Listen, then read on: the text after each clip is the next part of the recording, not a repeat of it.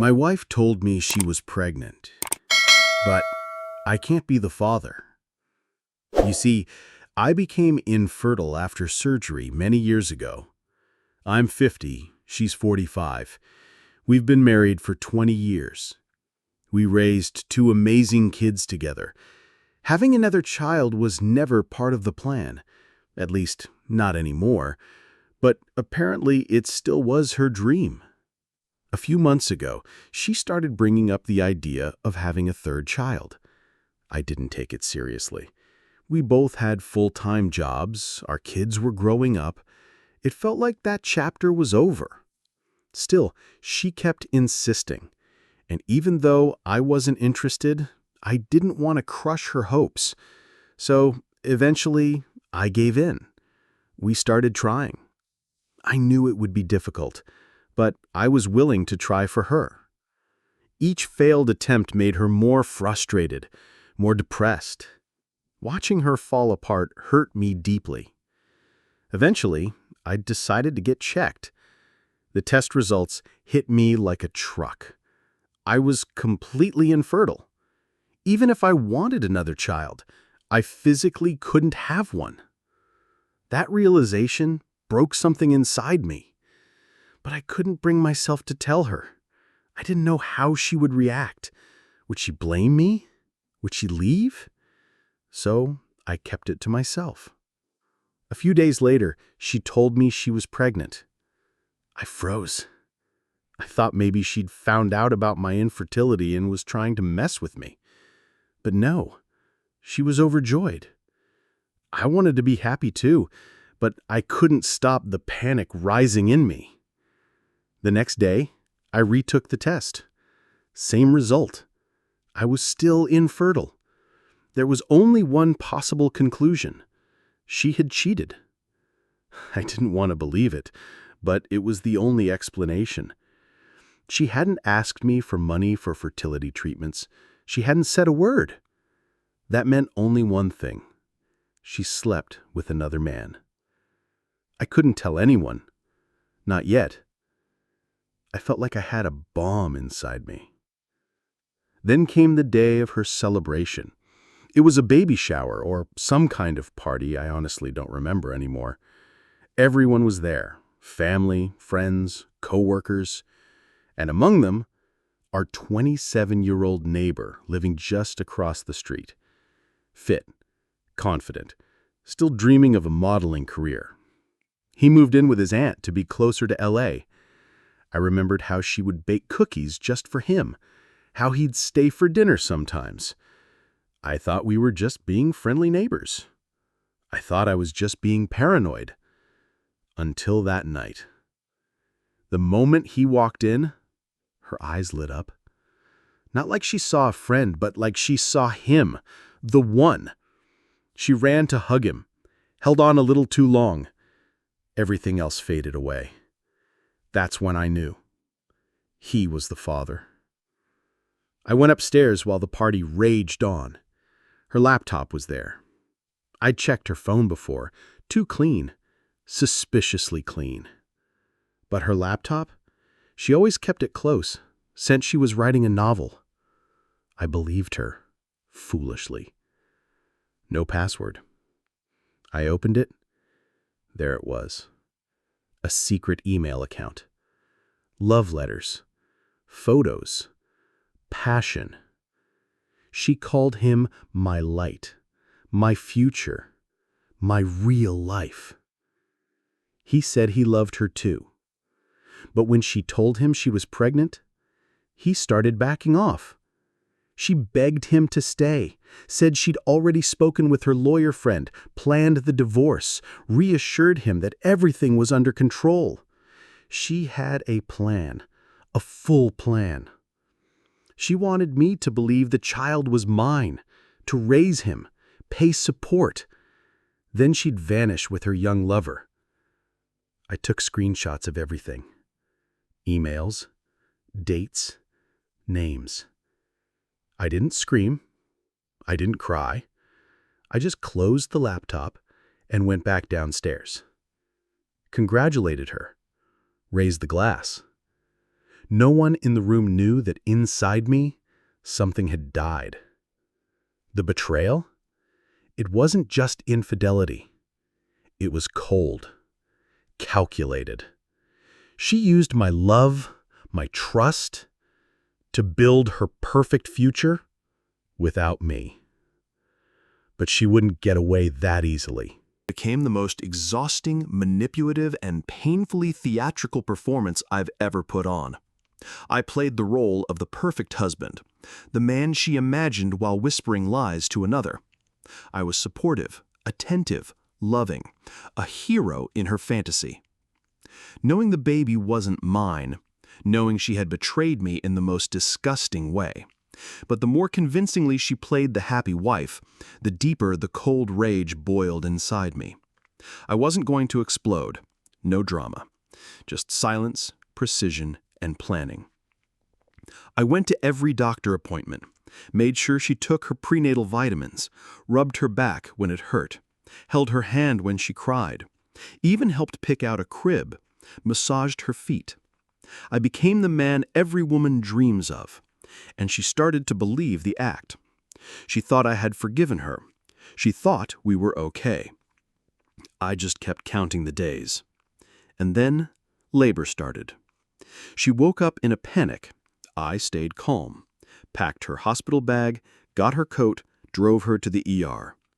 While she was breathing through the contractions and clutching my arm, I stepped out to make a call. I said I was calling her parents. Instead, I called him, the neighbor. She froze, eyes wide, started rambling. "He's not family. I don't want anyone but you here. It's too personal." That's when, for the first time in 9 months, I genuinely smiled. I handed her a folder. Inside were 2 things. 1, a copy of my fertility tests. I was medically incapable of fathering a child. 2, printouts of all her emails, photos, messages to her light. She said nothing, just trembled. I told her calmly, "I found the secret email. I know everything. I know who the father is. I know what you planned." It took her a moment to register. Then fear flooded her face. I straightened my jacket, looked her in the eyes, and walked out. No yelling, no accusations. I shut the door on her, the same way she shut it on me months ago. Then I called the neighbor. No emotion in my voice, just the facts. "Your baby's being born. Thought you should know." Then I hung up. I got in my car and drove away. My phone turned off. Heart pounding, but for the first time in forever, I could breathe. I'd planned this for weeks. My bags were already in the trunk. I had a motel booked out of town. A cheap room, TV, beer, silence. That night, I slept better than I had in over a year. The next morning, my phone was overflowing. Dozens of messages. From her, from the neighbor, from her parents. I didn't read most of them, but I read the ones from my parents and brother. She must have gone to them when she couldn't reach me. So I called a family meeting. Everyone gathered. They looked stunned, angry, confused. I calmly told them everything. The betrayal, the pregnancy, the fake emails, the lie. Silence filled the room. My mother put her face in her hands. My brother exhaled like a weight had been lifted. My father said just one thing. "As long as you don't break, son, everything else will pass." I didn't expect their support, but I got it, and it meant everything. She kept texting, calling, blaming me. "You misled me. You pretended to love me." She called me a liar. And maybe, in her mind, I was. Maybe playing the doting husband while knowing the truth was a deception. But I never promised her anything. She's the one who lied. Even he, the neighbor, started messaging me, said it wasn't that simple, asked to talk, claimed she had fallen back in love with me over the past few months. Can you imagine? The audacity. He actually thought I'd fall for that. I didn't reply, because I know who I am. I know what I did. And for the first time in a long time, I'm not ashamed. She kept messaging constantly, day and night, sometimes dozens of times an hour. I told her clearly, I don't want to hear your voice. I don't want to read your excuses. You no longer exist to me. I haven't blocked her, maybe just out of caution. But he, the model, the man-child across the street, he's been blocked for a while. He had the nerve to lecture me.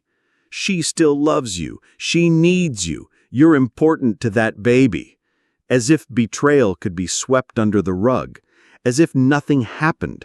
No, something did happen. Something final. She was a stay-at-home mom. I respected that. Never minimized her contribution. I made enough money. We were comfortable. She chose to quit her job. I never asked her to. When we met, she was ambitious and smart. I loved that about her. But she said she wanted to focus on home and maybe a third child. I agreed. We were building a life. Or so I thought.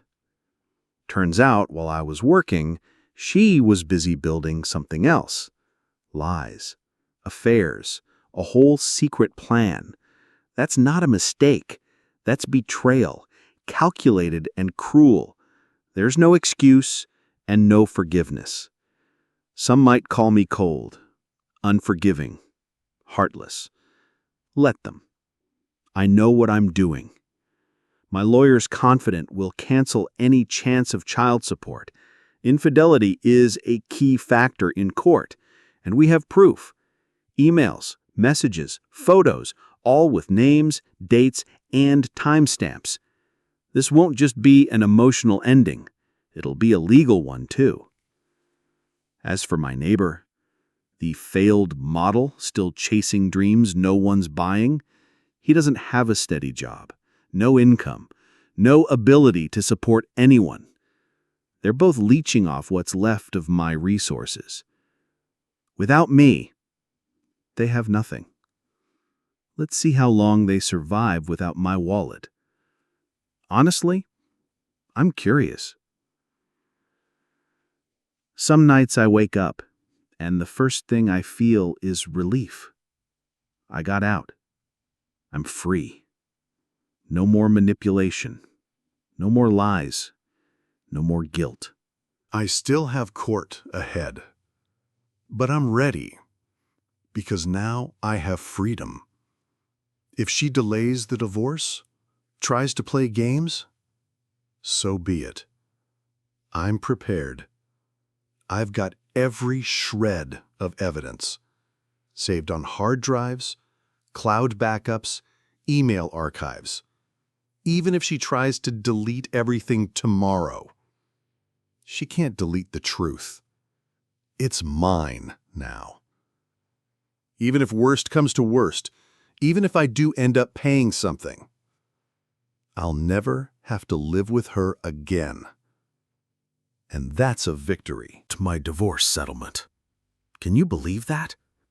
The deal I offered fully covered all her expenses from our 20 years of marriage. Nothing more, nothing less.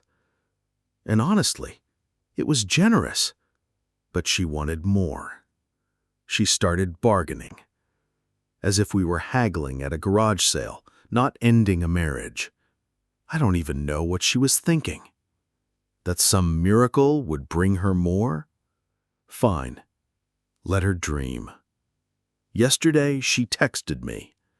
House is empty. No goodbye, no apology. Nothing. I felt relief. Finally, it's over. Or so I thought. I drove home, almost excited for the silence, the peace, the stillness. I hoped she had gone back to her parents or left the city entirely, anywhere but near me. But no, she moved into the house across the street. With him. She didn't even try to hide it. Now, every time I leave for work, I see her car. Sometimes her face in the window. Their laughter at night. It's not just reckless. It's mocking, like she's daring me to react.